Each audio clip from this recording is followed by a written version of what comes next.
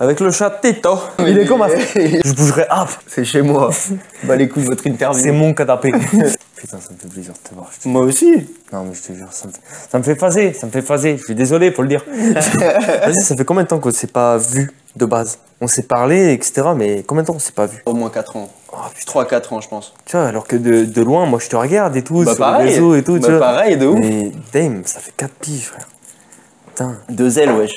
Putain, 2 ailes. D'ailleurs, toi, Roman ou Ambil du coup? Moi, c'est Roman en vrai. Après, j'aime bien. En fait, j'utilise un peu Armville, mais pour un peu tout, quoi. C'est un peu en mode un pseudo. Tu veux que je mette Roman dans la miniature? Ouais. Roman. Ouais, c'est Roman. Et je pense que je le ressentirai quand il faudra passer le step. Mais... Comment t'avais choisi déjà Little Leaf?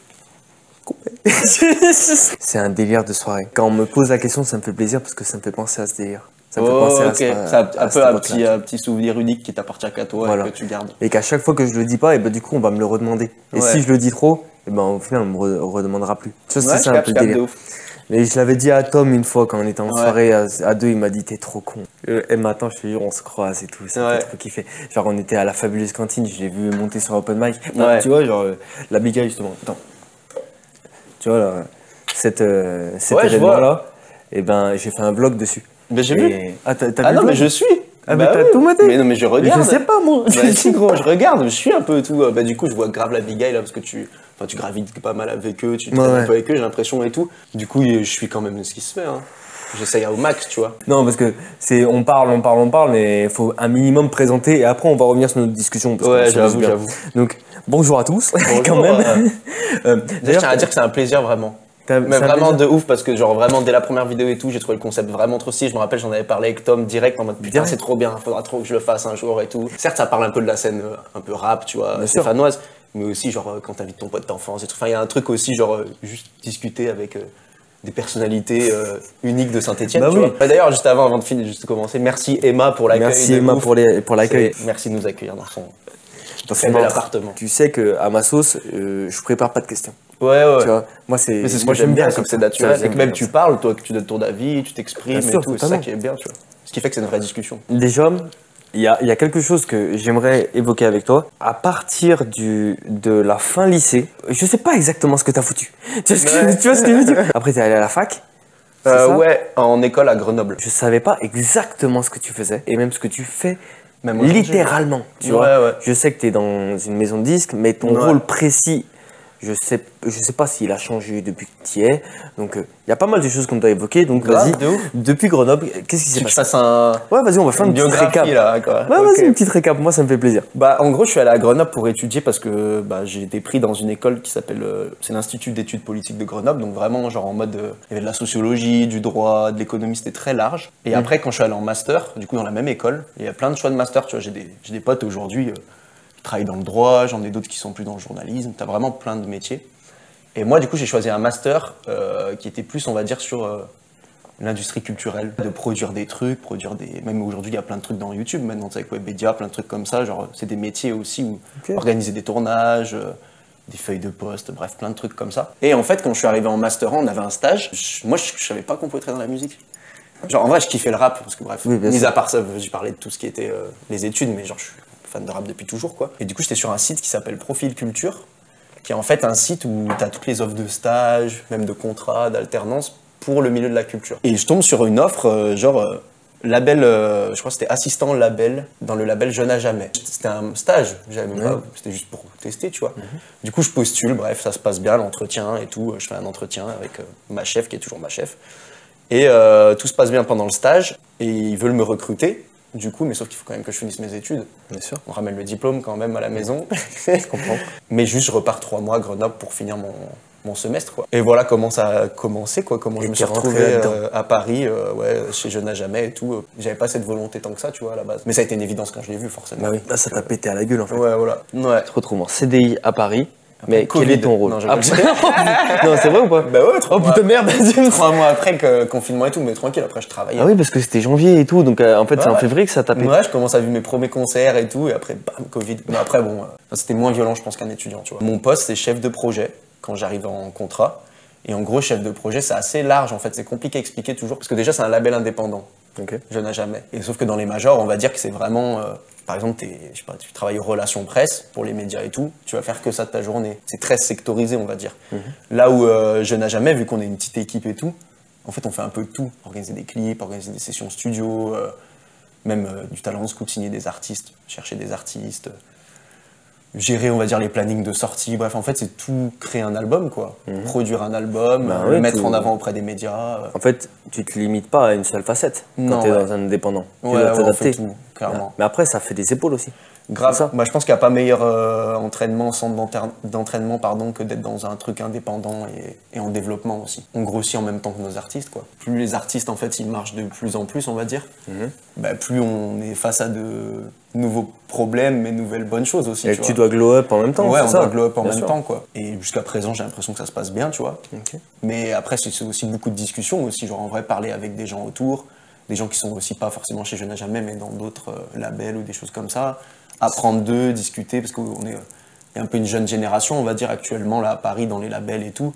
Et forcément, c'est pas qu'on s'entraide, mais on s'entend bien, on va dans souvent les mêmes concerts, les trucs comme ça. Donc en fait, on s'apprend aussi entre nous, je dirais. T'as un avis par rapport au taf à Paris. Quel est ton avis sur le taf à Saint-Étienne? Le taf à Saint-Étienne? Ouais, le rap à Saint-Étienne. Ouais, c'est une dure question. C'est une dure question. Moi, là, je t'ai attaqué sec. Non, mais tu fais bien en vrai. T'as commencé ta vie sur Saint-Étienne, on va dire, ta connaissance rap sur Saint-Étienne. Ensuite, t'es parti sur Paris, donc là, t'as vu un monde différent. À Saint-Étienne, à l'époque, si tu voulais choper un open mic, c'était une fois toutes les 3 semaines en espérant. T'allais rapper bourré derrière le bar sinon. Voilà, exactement. Avec tes potes. Tes potes.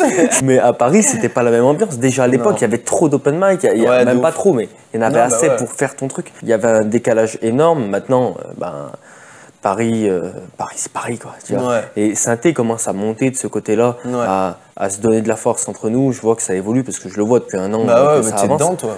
Totalement, j'essaye en tout cas, tu vois. Mais justement, j'aimerais avoir ton point de vue parce que t'as les pieds des deux côtés. En vrai, pour être honnête, j'ai pas tant le pied à Saint-Étienne. Peut-être un peu plus du coup depuis que tu fais tes vidéos et tout, tu vois. Bon, c'est-à-dire que je suis utile un minimum. Ah ouais, bah clairement, parce que du coup, tu mets un peu de la lumière sur le truc, là, en vidéo, en tout. De toute façon, déjà, il y a un problème de base, c'est que Paris, c'est même pas que pour le rap ou pour quoi que ce soit, c'est que ça concentre tout. C'est un peu une obligation pour beaucoup de gens d'aller à Paris. Moi, par exemple, pour faire le travail aujourd'hui que je fais, en tout cas, ce que je fais, produire des artistes et tout. À tes yeux, tu le sens plus que Paris. Je pense que je pourrais pas le faire autre part qu'à Paris, quoi. Par contre, pour les artistes, moi, je suis pas forcément d'accord qu'actuellement, c'est que des artistes parisiens ou des choses comme ça. Après, effectivement, ils montent à Paris souvent pour faire des connexions, pour travailler avec d'autres artistes et tout, voir des labels, des choses comme ça. Mais il faut pas forcément venir de Paris, en tout cas, pour réussir. Après, quand tu regardes, même avant, Orelsan, c'était Caen, Medine, c'était Le Havre, Big Flo Oli, Faris Barbarossa, c'était Toulouse. De ouf. Donc, et même après, bon, Marseille, d'accord. En fait, c'est Internet aussi. Genre, avec Internet, t'as pas vraiment besoin non plus d'être forcément sur Paris ou quoi que ce soit pour te faire connaître, même pour faire de la musique.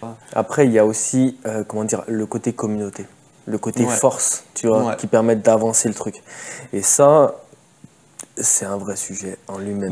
Parler de Saint-Étienne, on n'a pas vraiment aussi j'ai l'impression, d'exemples rap à Saint-Étienne qui a frappé fort. Qui ont cassé un plafond de verre ou des choses comme ça, tu vois.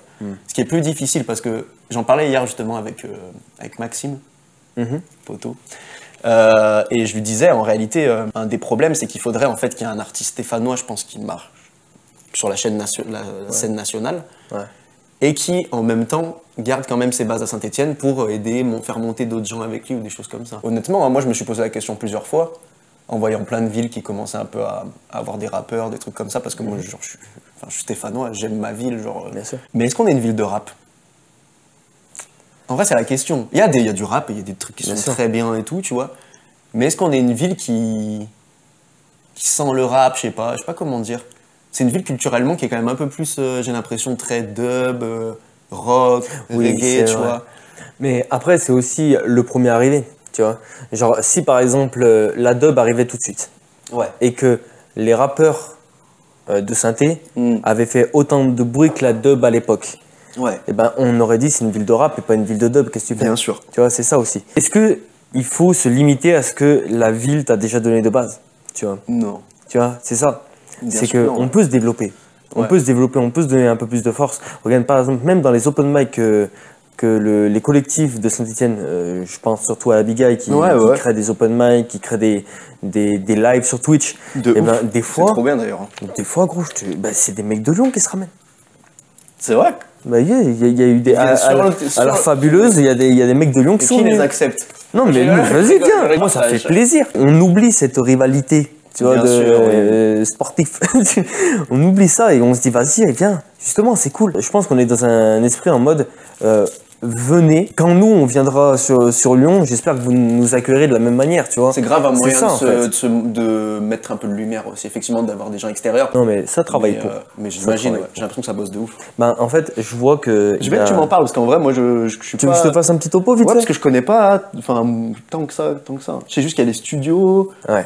Il y a notamment Gapten, il y a plein de gens. Mais... Gapten, c'est une tête importante pour moi de synthé. À la base, c'est toi que j'interviewe. Ouais, mais c'est bien que t'en parles, tu vois. Parce que c'est des gens, par exemple, extérieurs qui viennent qui te connaissent pas et inversement, tu vois.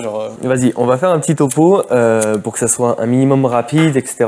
Alors, à l'heure actuelle, je suis 3 collectifs sur Saint-Etienne. C'est-à-dire, je suis le collectif Big Eye, le collectif MF Soundprod et le collectif BSF. Okay. La Big Eye a fait un show à la fabuleuse cantine et a réuni les 3 collectifs en même temps. Donc là, vraiment gros, c'était le feu.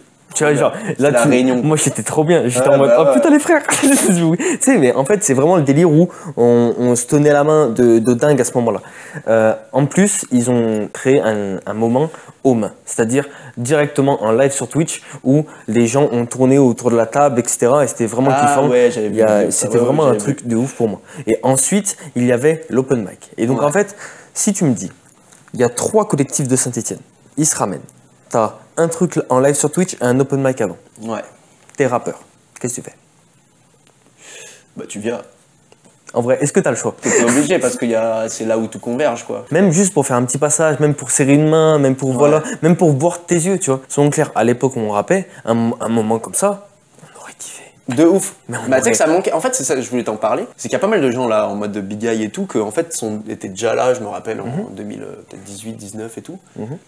Je sais qu'il y avait même eu un cypher de rappeurs stéphanois, je crois, où ils rappaient tous à leur tour. Mais ça, j'avais l'impression qu'il y avait un début de truc qui se passait un peu à Saint-Etienne, où en mode on se retrouve un peu, tu vois.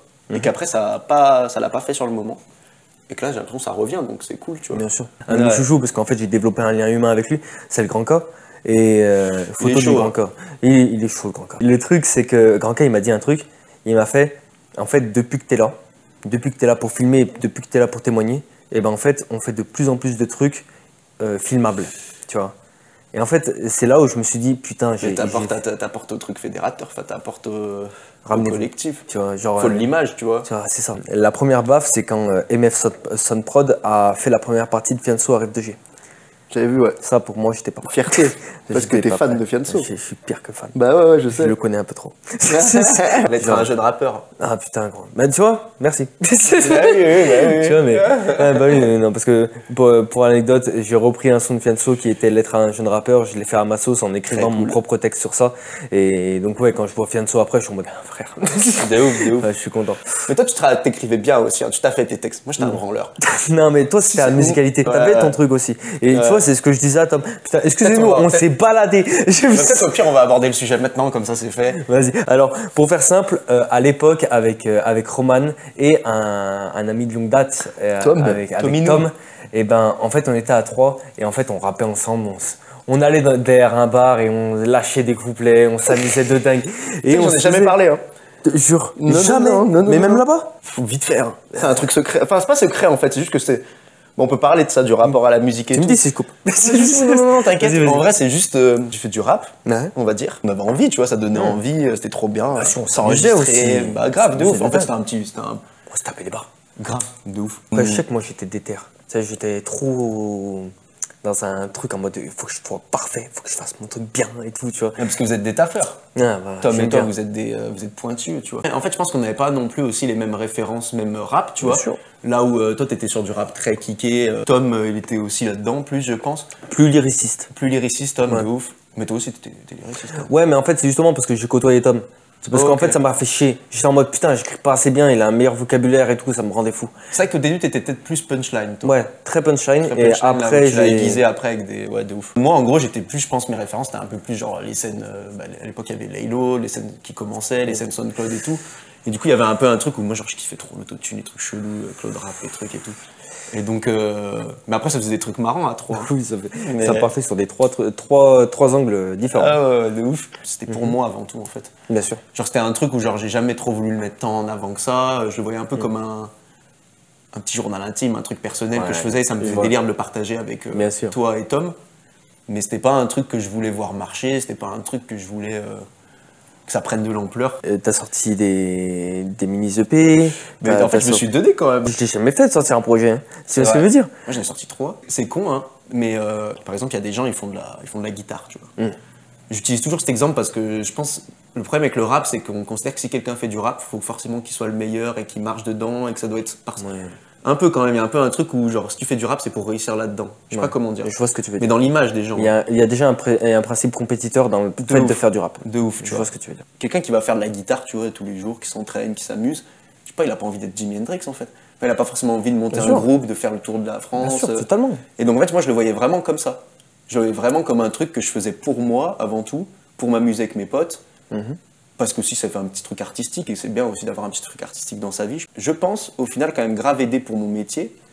De comprendre la difficulté de ce que c'est, de faire de la musique, etc. Ça m'a quand même appris que c'était exigeant, que c'était dur, qu'il fallait tout le temps aller puiser très loin dans soi-même et des choses comme ça, et que c'est pas évident en vrai, c'est jouer avec ses émotions, avec son cœur, avec plein de trucs comme ça. Et même de sortir par exemple des projets par moi-même, faire la cover, le sortir, faire une vidéo où je mettais tous les sons à la suite avec des visuels et tout. Après, moi il y a un truc que j'aimerais ressortir parce que c'est une vraie mentalité. Déjà, petite dédicace à Soprano par rapport à ce discours, parce que quand il avait dit ça en interview, j'adore les interviews, j'en fais. Donc voilà. Bon. Il était allé voir ses collègues et il avait dit moi je veux pas être le premier, je veux être le deuxième.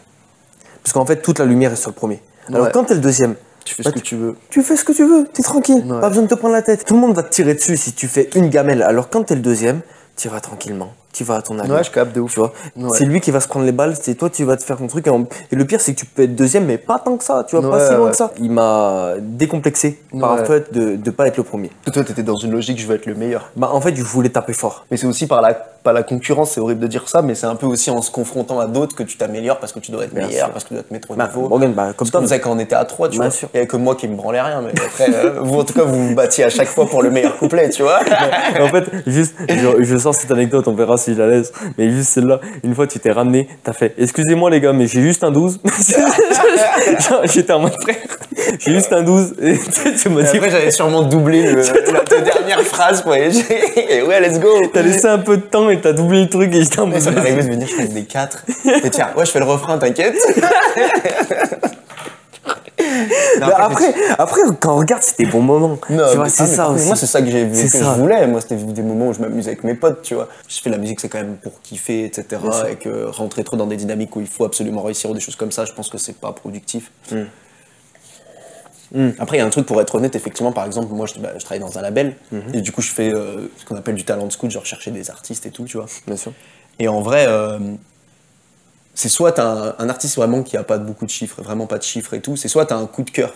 Ouais. Et t'y vas, mais c'est que t'as vraiment genre un coup de cœur de bâtard et tu te dis je peux pas louper, genre je l'aime trop, faut qu'on travaille avec cette personne et tout, tu vois. Je comprends. Soit sinon faut quand même attendre qu'il y ait des chiffres. Parce qu'il y a quand même un truc où il faut quand même se dire que ça a été validé par un public, il y a des gens qui suivent, pour pouvoir commencer à construire quelque chose et accompagner. Parce que si t'arrives trop au début... C'est vrai que le label, il est là pour encadrer l'artiste, faire la promo, faire les projets, etc. Mais après, construire la communauté, c'est une chose très compliquée. C'est beaucoup de travail, ouais, de ouf. Genre moi, je vois, ça prend des années, avec mes abonnés et tout, ça prend du temps, hein, genre je le vois très bien. Mais après, c'est pas pour autant que je considère que mon contenu... Est-ce que mon contenu vaut plus que 400 abonnés? Oui, je pense. Oui, je pense. Oui. Abonnez-vous, franchement, abonnez-vous. Mais après, le truc, c'est que justement, moi, je me dis, tu vois, je suis dans l'ombre, mais en même temps, ça veut dire que justement, comme Soprano avait dit, je me prends pas de balles, je progresse. T'as le temps de travailler. Tu vois. Vaut mieux ça que péter trop vite et se brûler. Hein. Mais surtout, c'est plutôt émotionnellement, tu vois. C'est quand même mieux de monter étape par étape, faire ces trucs. Créer une vraie base de travail solide et même mentale en fait, j'imagine, hein, que d'un coup se retrouver propulsé à un truc que tu peux pas gérer émotionnellement, ou tu vas avoir trop de sollicitations, des gens qui veulent te parler, des trucs. Non, en vrai, c'est de la pression d'être artiste aussi. Hein. J'ai parlé à des artistes sur synthé, il y en a, ils flippent de péter d'un coup. Ouais. Parce que ça serait trop d'un coup à gérer. Parce qu'en fait, déjà que tu galères à choper. Après. Ouais, voilà. Mais déjà que tu galères à choper une scène dans une petite ville, on se sait que c'est un peu compliqué, etc. Faut se battre, tu vois. Genre, faut se défendre. Et dans tous les points. Faut prouver, tu vois. Dans tous les points, même pas que le rap. Saint-Etienne, c'est une ville où les gens se battent. Tu les mets sur la plus haute sphère d'un coup. Ouais. Il y a le vertige, hein. Je vais pas mentir. C'est ça un truc qui flippe, c'est que bien sûr que je retrace leur truc, mais genre. Il y en a, ils se disent putain, j'ai peur de devenir un mème un jour si je pète et tout par rapport à tes vidéos. Parce que je leur montre qu'ils font les cons aussi. Mais c'est ça. Marrant, mais bien sûr, c'est le côté humain. Tu vois, c'est pour ça. Moi, j'essaie de les montrer comment ils sont eux-mêmes. J'imagine qu'ils ont le droit, leur avis sur les passages et tout. Donc. Ça, ils ont totalement le droit. Voilà. Genre, s'ils me disent ça passe pas, ça passe pas. Je les enlève. Mais après, j'essaye des fois de leur dire, hey, gros, je pense que ça ferait. C'est marrant. En vrai, à notre échelle, c'est entre potes, on peut se taper des barres. Vas-y, ça te dit, on part sur une petite pause. Vas-y, attends. C'est quand même juste un caf. On va se faire un petit café. Allez, juste un caf. Moi, tu sais, mais le chino, moi, ça, c'est humainement, c'est aussi un de mes chouchous. Ouais. Je l'ai interviewé lui aussi, du coup. Bah oui, c'est comme ça que je l'ai connu. Ah, d'accord. Bah oui, non, j'ai fait. Ah ouais, ok, énorme. Je suis allé écouter, j'ai fait. Ok, lui, il a un délire. C'est pas une grande gueule. C'est pas une grande gueule, c'est pas doux.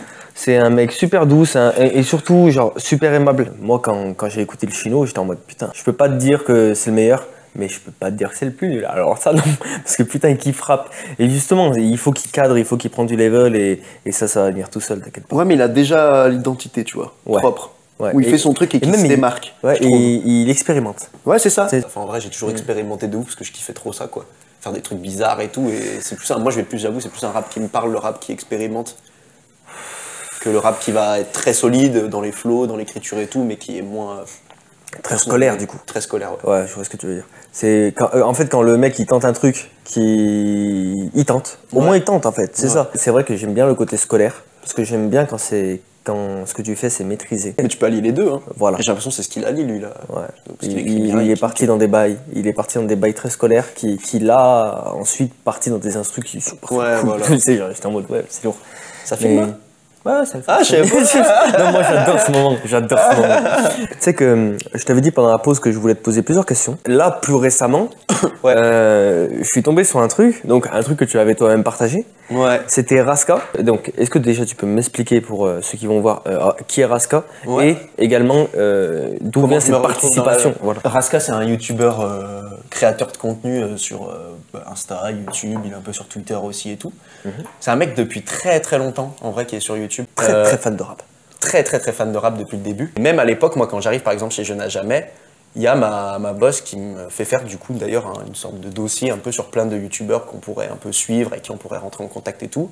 Et j'avais mis Raska, elle me fait ah mais énorme Raska, je vois qui c'est.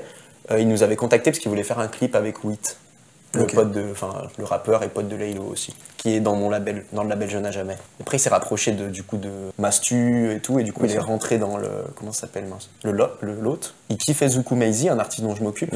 Je crois que c'était lundi. Il m'appelle et il me fait mec. J'aimerais trop inviter Zuku Maizy pour un concept vendredi à Angers, qui était du coup le Qui est rap. Ils avaient fait une vidéo où c'était le Qui est, mais avec tu avais des rappeurs qui étaient sur les personnages. Mais je kiffe cette idée d'ailleurs. Juste le Qui est rap. Ouais, je kiffe cette idée. Mais vas-y, t'inquiète. Donc là, je l'avais rencontré un peu plus à ce moment-là. Bon, après, je suis pas ami avec lui, c'est juste on se connaît quoi de loin. Et là, dernièrement, du coup, en décembre, je reçois un DM de lui. Il me dit ouais, je fais une vidéo avec 100 personnalités du rap pour dire quel est le prochain artiste qui va péter quoi. Et du coup, moi, je fais trop chaud de répondre, quoi. Et du coup, j'ai répondu un texte et il m'a mis dans la vidéo. Il m'a posé la question, moi j'ai répondu. Et après, lui, il a fait son tournage où ils disent que les gens lui ont répondu, quoi. Donc ça m'a fait trop plaisir. Enfin, bien sûr. C'est trop un bon gars, en tout cas, moi, à chaque fois que j'ai pu le croiser et tout, il est trop gentil. Puis après, il y a eu ce truc, c'est que dans la vidéo, il dit Roman, qui était dans les 30 personnes à suivre, etc. En fait, effectivement, c'est que j'ai été dans un truc qui s'appelle La Nouvelle Onde. Mais c'est pas un truc rap. C'est un truc très, on va dire, un peu plus institutionnel. Ok. Qui est lié un peu plus à l'industrie en général de la musique. Et en fait, il y a plein de gens qui sont sûrement bien plus talentueux que moi, mais qui juste n'ont pas postulé, en fait. C'est pas énormément significatif, mais ça reste ça fait plaisir. C'est une petite médaille qui fait plaisir. Voilà, ça fait du bien. Ça fait du bien. Mais il faut continuer à travailler avant tout. On va pas s'arrêter au compliment de Raska. Non. On vient de Saint-Etienne, on vient d'une ville qui a beaucoup de vécu. Bref, on va pas faire tout le topo, mais que ce soit ouvrier, les mines... l'industrie, etc., qui a eu beaucoup de mal après les années 70, qui aujourd'hui, j'ai l'impression, remonte grave, tu vois. J'ai l'impression qu'il se passe plein de trucs à Saint-Etienne et ça fait trop plaisir. Comme je disais, on est des charbonneurs. J'ai l'impression que tout le monde peut se parler facilement et tout. Tu sais, quand on avait parlé du côté compétitif du rap, j'ai eu ce débat il y a pas longtemps. Toute l'énergie que tu mets à rentrer en compétition avec les autres, si c'était une énergie que tu mettais collaborer. À collaborer. Ça change tout. Mais ça change vraiment tout. Hein. Ça change vraiment beaucoup. Après, il y a des gens avec qui ça passe pas, mais c'est pas grave, faut respecter le travail. Après, c'est normal ça. Il y a des gens, t'es pas obligé de les aimer. T'es pas obligé de travailler avec eux, tu vois. Mais tu les laisses tranquilles, voilà. C'est ça. Et moi, je suis vraiment dans le délire où, écoute, moi, je m'entoure, je rencontre de plus en plus de personnes. Ouais. Donc, ça veut dire que mon éventail de possibilités se développe. Ouais. Mais je vais pas aller sur tous les angles qu'on me propose. Tu vois, t'as pas le temps, il faut faire ça. Déjà, j'ai pas le temps. Aussi. Déjà, j'ai pas le temps, frère. T'imagines, je fais juste un événement, je prends 10 contacts, je vais faire 10 interviews. Ah, arrête, ça s'arrête jamais sinon. C'est ce qui fait aussi la qualité, tu peux pas non plus faire, j'imagine, tout le monde. J'ai déjà une grande chance de faire partie des gens. Non, mais je veux dire, on se connaît aussi. Oui, mais je sais que c'est aussi du respect par rapport à ton parcours. Plus ça avance, et plus je suis en mode, qu'est-ce que toi tu vas me raconter qu'on m'a pas raconté. Ouais. Tu vois. Et c'est vrai que Roman, tu restes quand même un profil que. Bah, frère, sur Synthé, je sais pas qui va me raconter des choses pareilles que toi. Et je remarque ça aussi, c'est que, genre, il y a de plus en plus d'interviews sur Saint-Etienne maintenant. C'est vrai? Ouais. T'as ouvert une brèche? Il y a 2 journalistes, tu sais, genre, on s'est jamais vu, etc. On peut dire c'est à concu, etc. Mais moi, je le vois pas comme ça parce que c'est pas le même format. C'est le côté humain. Et eux, c'est vraiment du journalisme, tu vois, c'est ça. C'est qui? C'est La Causette. Ils viennent de créer ce truc. Ils ont interviewé un gars qui s'appelle Wiznizi, que j'ai déjà interviewé. Okay. Ils ont interviewé Bonneville, qui va bientôt sortir. Normalement, ce sera sorti quand la vidéo sortira. J'ai déjà interviewé Bonneville. Il y a aussi un nom dans les pattes que je vais charbonner comme un enfoiré aussi. Bah donc, oui, voilà. Ils font des micro-trottoirs par rapport au rap, ils font des micro-trottoirs par rapport aux manifestations. Et ça, c'est pas mon truc. Ouais. Tu vois. Et donc, c'est là que je me dis, c'est pas de la concu. Tu vas pas faire du micro-trottoir 49.3 Non. Plus dans le délire que je vois que c'est pas mon créneau, tu vois. En vrai, faut pas les voir en concurrence parce que je pense que toi, tu vas te faire découvrir par des gens, eux par des gens. Mais si vous êtes étroitement liés, en fait, il y aura forcément des gens qui vont, grâce à eux, par la recommandation ou des trucs comme ça, te découvrir toi et vice versa. Donc en fait, même là, faut être, comme on disait juste avant, en mode CD, bienveillant. Bien sûr, mais moi, il n'y a pas de problème de ce côté-là. Des tips et tout. Je vois que ça commence à se développer. Je vois que ça commence à prendre forme. Il y a des trucs qui n'étaient pas là avant et que maintenant, je me dis, putain, et j'aimerais bien y être. En fait, le truc, c'est qu'à Saint-Etienne, il y a beaucoup, je pense, de trucs qui sont déjà présents depuis très longtemps, des médias plus traditionnels, le journal, etc. Et Active, mais je trouve qu'il n'y a pas de, effectivement, de créateurs de contenu qui font assez vivre en fait la scène locale, quoi. On va dire particulier, tu vois. Ouais, grave, oui. Individuel, comme toi et tout. Et genre, bref.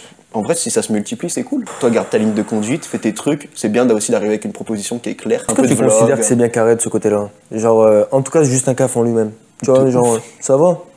Moi, je sais ce que je viens voir. Je savais qu'on avait parlé parcours parce que c'était ce que je voulais en toi. Bah ouais, de ouf. Dire si tu veux que je détaille des trucs, parce que j'avoue que moi, j'ai très mal parlé de mon parcours et du coup, je vais très vite sur des trucs. Mais si à un moment tu veux que je détaille ou quoi. Est-ce que tu penses que si un jour l'histoire avec Je n'ai jamais se termine, tu pourrais continuer dans la musique, dans l'accompagnement artistique? On en parlait un peu pendant la pause, mais c'est un métier qui est ultra passionnel, qui me prend beaucoup de temps, mais c'est moi qui décide d'accorder ce temps. Quoi qu'il arrive, je travaille pour un artiste, et à aucun moment ce serait bienvenu de se mettre en avant ou des choses comme ça. Ouais.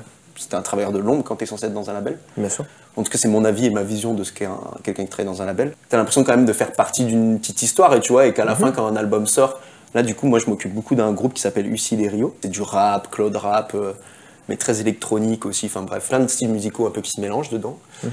Et ça, c'est des artistes que moi, j'ai signés quand j'étais en stage. J'étais trop fan. Et ma boss, quand je suis arrivé, elle m'a dit c'est qui les artistes actuellement que tu kiffes et tout. J'ai dit à ces deux-là, je les kiffe de ouf. Je suis grave chou qu'on les rencontre. On les rencontre, le feeling passe grave. On sort un premier projet tranquillement en distribution. Donc juste, on met sur les plateformes le projet, ça se passe bien. Et depuis, on continue ensemble. Ils ont beaucoup charbonné énormément pendant 4 ans. Là, on commence à avoir un vrai public. On a sold out le FGO Barbara. C'est une salle à Paris où c'est 300 personnes en gros.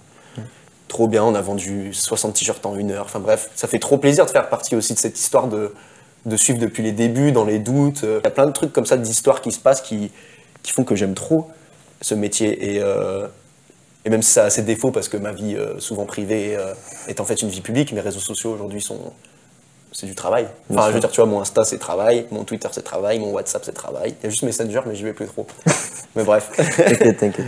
Mais du coup, tu dois connaître un peu ça, un peu avec ton Insta maintenant. Mais c'est vrai que je gère mes réseaux, quoi. Voilà. C'est ça. Et tu dois faire gaffe à tout ce que je poste. Je vais pas faire le con en soirée à faire des stories ou je sais pas quoi. Faut juste doser. Faut pas que ça soit trop. Il y a des jouets carrément. Et moi, il y a des gens qui sont pas du tout d'accord avec moi là-dessus.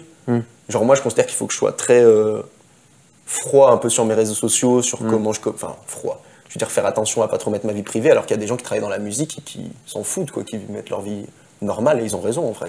Ils font ce qu'ils veulent des réseaux, moi, c'est ma vision des choses. Je suis un peu emporté sur la discussion, bien sûr, mais que c'est un métier que j'aime plus que tout. J'espère aller au plus loin que je n'ai jamais, parce que c'est un label, quand je suis arrivé, qui avait déjà commencé à bien marcher, mais qui marche de plus en plus. Qui était en éclosion, quoi. Et j'apprends de ouf, donc moi j'ai envie de continuer pour les prochaines années à apprendre et à grandir avec mes artistes, quoi. Après, il y a la question aussi de...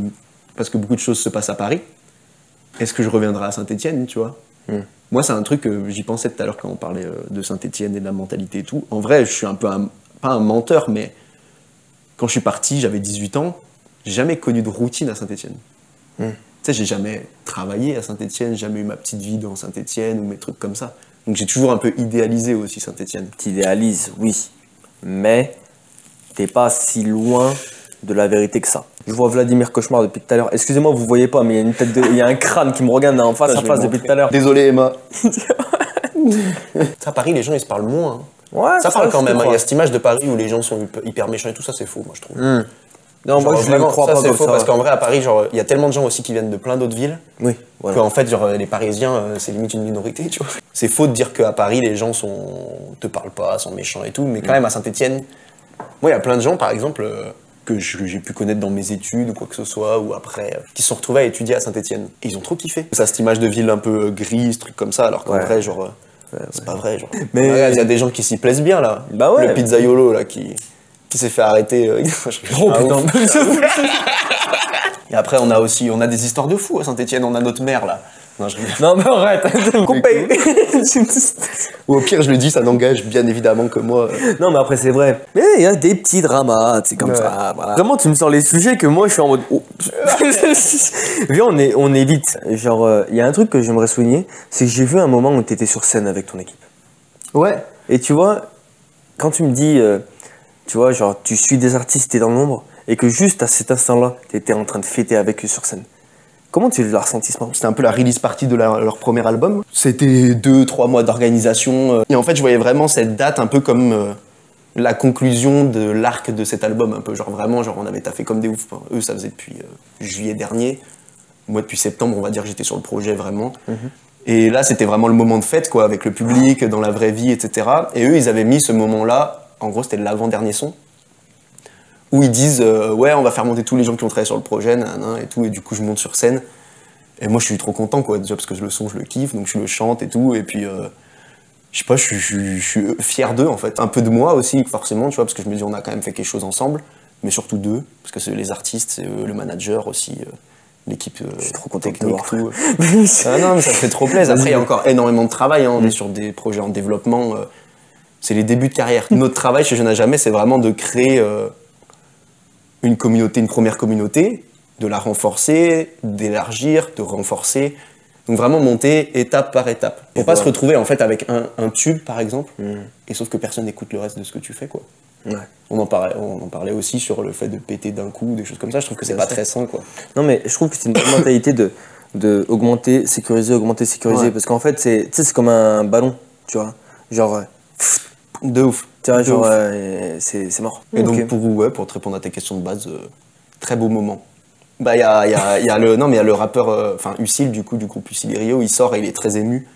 Et genre moi genre ça me rend ému automatiquement parce que j'ai toute la pression qui descend et genre je le vis et à 300%, quoi. Je refais déjà de t'avoir connu à une époque où t'étais pas là-dedans. Ouais. Tu vois. T'as pu choper ton expérience par rapport au rap, que ça t'a servi et que maintenant tu aides d'autres personnes. Le truc fondamental dans notre travail, c'est quand même de mettre en confiance les artistes. Bien sûr. Et qu'ils soient fiers et satisfaits de ce qu'ils font, que ce soit bien travaillé, que Genre, ils se disent, j'ai une équipe qui me rassure, mais du coup, c'est ce qui me permet d'aller vraiment dans ce que j'ai envie de faire, quoi. On va pas signer un artiste et lui dire, ouais, mais en fait, il faut que tu fasses des trucs comme ça. Là, tu dois mettre un couplet, là, un refrain, là, une intro, je sais pas quoi, tu vois. Totalement diriger leur direction artistique, tu vois. Pas du tout ça. Okay. Nous, on est vraiment dans un truc, si on te signe, c'est que tu as une particularité, on la voit, et notre objectif, c'est de la grossir et que tu sois à fond dedans.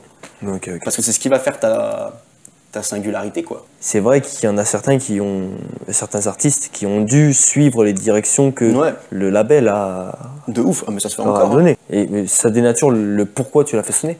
Et surtout, comment le mec, il va défendre ce qu'il vient de faire alors qu'il en est pas fier, en fait. Enfin, que c'est pas vraiment lui, il faut des choses comme ça, tu vois. Du coup, c'est un équilibre, quoi. Après, nous, on donne des conseils. Après, les conseils, s'ils peuvent les prendre ou ne pas les prendre, les artistes. Totalement. Sur l'artistique, musique, image et tout. Nous, on pense qu'il faudrait faire ça, ça pourrait être intéressant et tout. Mais à quel moment, on va dire, tu dois faire ça. L'objectif, c'est plus, quand il y a des doutes, de proposer des solutions pour que ça se débloque dans la tête de l'artiste. Mais à la fin, c'est l'artiste qui décide, quoi. On a évoqué pas mal de choses. Ouais. On a évoqué ça m'a fait trop plaisir. Mais gros, tu sais que encore. Moi, je suis bien. Tu sais que moi, ça me fait trop... Tu sais que des fois, pendant que tu me parlais et tout, j'étais en train de phaser, j'étais en mode putain, comme je suis content. Et moi, je tiens à dire que c'était aussi important pour moi... c'est con, hein, mais j'ai quand même un attachement, genre on n'a pas dit, mais par exemple, Armeville, c'est le nom de Saint-Étienne pendant la Révolution française. Genre j'ai un attachement quand même à Saint-Étienne qui est très très fort. Et c'était important pour moi aussi de me dire qu'une vraie première discussion, interview, soit avec quelqu'un dont déjà j'apprécie énormément le travail, tu vois, depuis 1 an, depuis que tu as commencé et tout. Et aussi que ce soit avec quelqu'un genre de Saint-Étienne, je sais pas, parce qu'il y a un truc un peu symbolique et tout, et que j'avais envie que ce soit ça. Et que ça se fasse comme ça, et merci vraiment d'avoir accepté. Merci mon gars. Merci de m'accueillir sur ta chaîne. C'est Emma qui nous a accueillis. Et Emma, merci. Et merci à Emma. Merci Emma, la boss. Je suis Maxi Refait, je sais pas comment ça va rendre, mais c'est très bien, je vais faire en sorte que ce soit le plus propre possible. J'en doute pas. Et mon gros, je pense qu'on va s'arrêter sur ça. Et je suis très très fier que des années plus tard, on se passe un bail comme ça et que putain, ça soit concret, tu vois. Clairement aussi. Et qu'on défende des bails en fait. Putain, et ça fait trop plaisir aussi, vraiment. Merci beaucoup. Attends, vas-y, je te sers la main en vrai là. Alors, la conclusion, je vais t'expliquer, c'est un clap. D'accord. Okay, et en fait, c'est un clap, mais full synchro. T'es prêt? 3, 2, 1. Non. Faut que ça claque. Je suis très mauvais en rythme. Je travaille dans la musique, mais je suis très mauvais en rythme. Vas-y, c'est bon. Putain. 3, 2, 1. Oh, il est beau. Voilà. Merci, mon gros. Tu m'as calé. Plaisir. Allez. Armeville. Allez. Armeville X Fudge X Little Leaf.